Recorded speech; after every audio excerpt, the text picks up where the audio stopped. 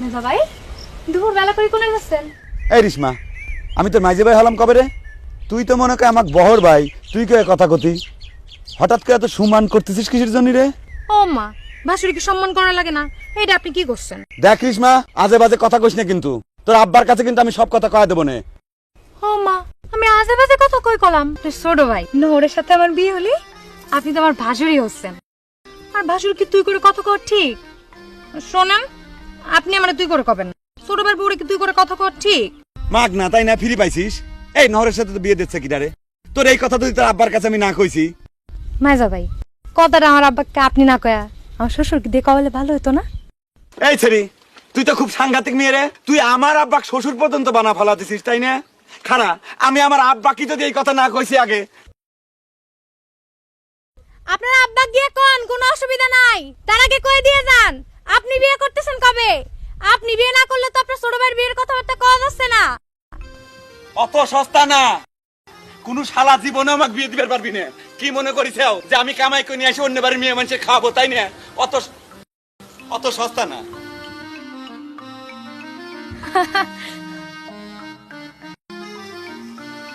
বিয়া তো কনে কর, কিরম করে কার সাথে কথা কওয়া লাগে জানে না। এই কি হলো? এরকম বাইল বাচ্চা বাইল বাচ্চা কিসের জন্য তুমি?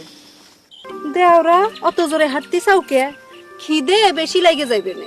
খিদে বেশি লাগলি পরে কি তোমাদের কাছে যায় খাবার চাবো না নাকি? তা যাইবে না সেটা জানি, কিন্তু তোমার খিদে বেশি লাগে গেলি তোমাদের ভাত যে বেশি খরচ হয়ে যাবে না সেটা কি একবার চিন্তা করিছেও? সে চিন্তা আমার করাই আছে।